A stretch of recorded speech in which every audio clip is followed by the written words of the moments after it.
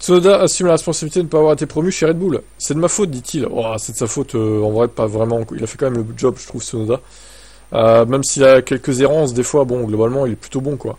Je pense que c'est en partie de ma faute parce que j'ai pas vraiment été capable d'être performant tout de suite la première année. Même si j'étais performant en 2024, j'ai l'impression que je n'ai pas été crédité autant que probablement d'autres pilotes l'auraient pu l'être. C'est comme ça, je me contente naturellement de continuer ce que je fais, c'est-à-dire d'être performant et de prouver qu'ils ont tort. J'essaie simplement de leur donner moins d'excuses ou de raisons pour lesquelles je n'ai pas été promu. Je me concentre sur ce que je peux contrôler, j'accepte la situation, je suis sûr que je peux faire du meilleur travail que ce qu'ils pensent eux. Ouais, c'est plus de la grosse entente avec Red Bull et Tsunoda, hein.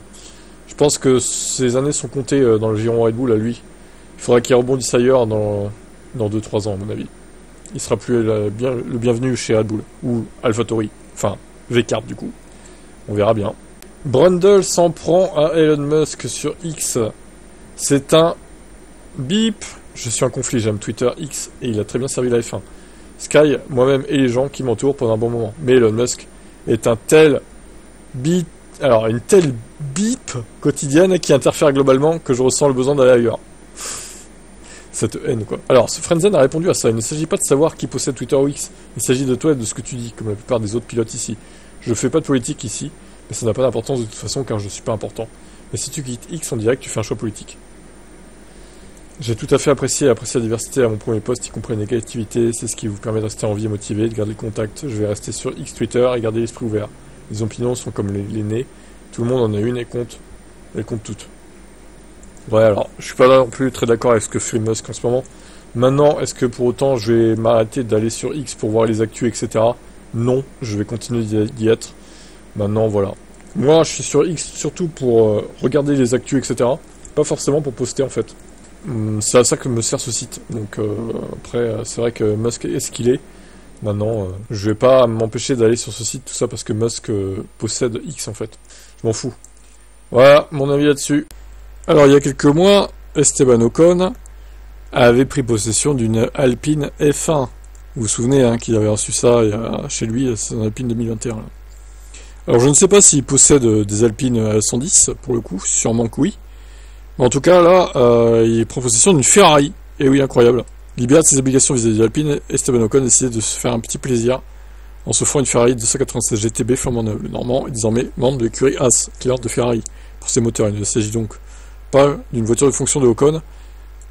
Il aurait pu continuer à rouler en Alpine. Mais que voulez-vous, le champion français est par la même occasion devenu ambassadeur du groupe Charles Pozzi, concessionnaire officiel de Ferrari en France. Ah ouais, quand même. Ce partenariat a été dévoilé sur les réseaux sociaux. On voit Ocon réceptionner sa nouvelle voiture. Bien que les détails financiers de cet achat restent strictement confidentiels, il est peu probable que le prix public avoisinant les 230 000 € ait été intégralement réglé par le pilote. On paraît même qu'il a eu droit à un porte-clés Ferrari gratuit pour remplacer son ancien modèle Alpine. Donc c'est une hybride rechargeable, hein. Il y a une partie électrique aussi du coup. 123 kW la puissance avec le moteur là, développant une puissance totale de 819 chevaux. Le 0 à 100 en 2 secondes 9. 330 km/h en Vmax. Ah, ce qui est soutenu par Toyota également. Alors c'est vrai qu'il aurait pu prendre possession d'une Toyota aussi de fonction.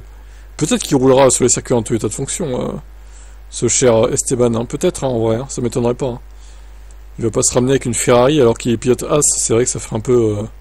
ça serait un peu bizarre hein, pour le coup, même s'il est motorisé par Ferrari, mais bon. Ouais, bah c'est beau, hein. Après voilà, c'est Ferrari quoi. C'est une belle voiture, après, du coup est-ce qu'il a une... Il est grand lui, hein. Je sais pas s'il va rentrer là-dedans quand même. Il va falloir reculer le siège à fond, hein, Esteban, hein. Ça va toucher, hein, sinon. Bref, c'est bien pour lui. En même temps, il est millionnaire, il a tort de se priver, de s'acheter des belles bagnoles, hein, ma foi. Ciao. Alors, pour le Grand Prix de Belgique, il y a une bonne et une mauvaise nouvelle. La bonne, c'est qu'il prolonge le contrat. La mauvaise, c'est qu'il va y avoir des années où ça va être en alternance avec une autre course dont on ne sait pas laquelle c'est pour l'instant.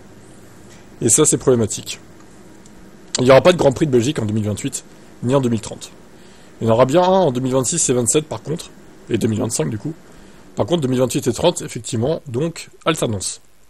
Et 2031 serait la dernière année de cet accord. Pour l'instant, le Grand Prix de Belgique a été l'une des courses qui a constitué notre premier championnat de 1950 alors que nous démarrons l'année de notre 75e anniversaire.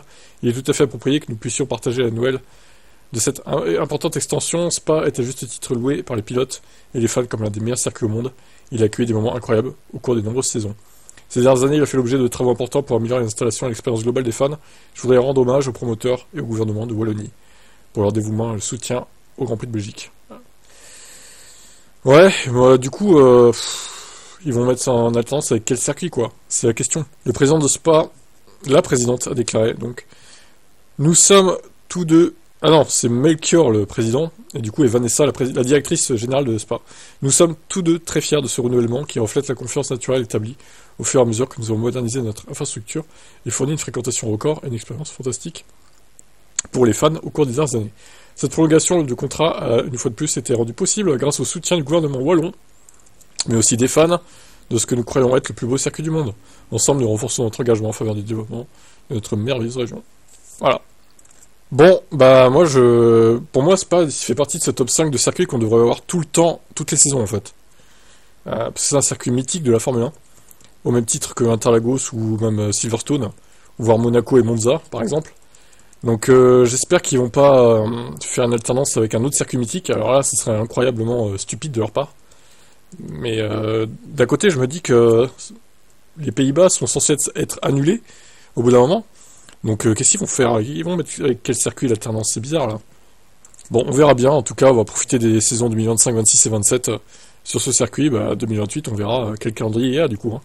Pour l'instant, on n'y est pas. Alors on reparle du Grand Prix des Pays-Bas qui pourrait peut-être être déplacé sur le circuit d'Assen. Alors on a vu précédemment que Spa a été prolongé mais qu'il y aura une alternance en 2028 et 30. Est-ce que ça veut dire qu'ils vont peut-être faire venir Assen en tant que Grand Prix des Pays-Bas en 2028 et 30 du coup, à la place de la Belgique? Arjan Bos, président du TT de la ville néerlandaise, a indiqué lors d'une réunion du Nouvel An que son plus grand rêve était de refaire venir la F1. Il a déclaré à la télé « Je dois être prudent à ce sujet, je sais même pas si la Formule 1 est impatiente de le faire ». En d'autres termes, l'Europe doit se rétrécir, il n'est alors pas évident que les Pays-Bas continueront à organiser un Grand Prix. C'est sûr, surtout si au final, à terme, Verstappen se barre d'ici 4-5 ans, quoi. Et si nous pouvons l'organiser, alors nous examinerons certainement, et nous sommes positifs sur le principe. Bon, des lignes ont déjà été tracées, bien qu'ils ne précisent pas à qui exactement. Moi, je pense qu'il est probable qu'ils mettent Assen en 2028 et 30 à la place de la Belgique, éventuellement, pour alterner... le temps que Assen soit prêt, c'est pas impossible en vrai que ça se passe comme ça. Bon, après, peut-être pas, hein, peut-être qu'il n'y aura plus jamais de Grand Prix du F1 aux Pays-Bas après 2025, mais on verra. Votre avis? Toyota pourrait-elle racheter As à terme? Alors moi, ce que j'en pense, c'est que Toyota, quand ils étaient en F1, c'était pas brillant malgré un budget énorme. Alors peut-être que là, avec le budget de cap, ils vont peut-être plus réussir, parce que là, ils vont pas dépenser d'argent à tort à travers, ils vont peut-être se concentrer sur les choses de base. Peut-être, hein. Bon, maintenant, c'est pas fait encore. Voyons l'article. Selon Ayo Komatsu, il n'y a aucune intention de le faire, car il a déjà exclu la première étape pour commencer. Jin ne vend pas l'équipe, elle n'est pas à vendre cette équipe. À chaque fois, il me demande comment pouvons-nous faire mieux. Que pouvons-nous faire pour que la voiture aille plus vite? Il n'est pas intéressé par de la vente. Je crois qu'il y a eu tellement d'offres, en fait. Il a refusé chacune d'entre elles, l'équipe n'est donc pas à vendre. Et puis, nous n'avons même pas parlé d'un premier refus ou quoi que ce soit de ce genre. C'est pas être sur le sujet, c'est du long terme, du très long terme. Bon, d'un côté, tant mieux. Alors maintenant, si Toyota prend pas le contrôle de l'équipe, est-ce qu'ils vont pouvoir motoriser cette équipe à terme aussi? Ça, c'est la bonne question. Car pour l'instant, on rappelle que c'est le moteur Ferrari qui est dans cette As Toyota. Et oui, c'est n'importe quoi, mais bon. C'est la Formule 1. Des fois, il y a eu BMW Sauber Ferrari, à l'époque aussi, en 2010, je crois. C'était aussi grotesque. Allez, ciao.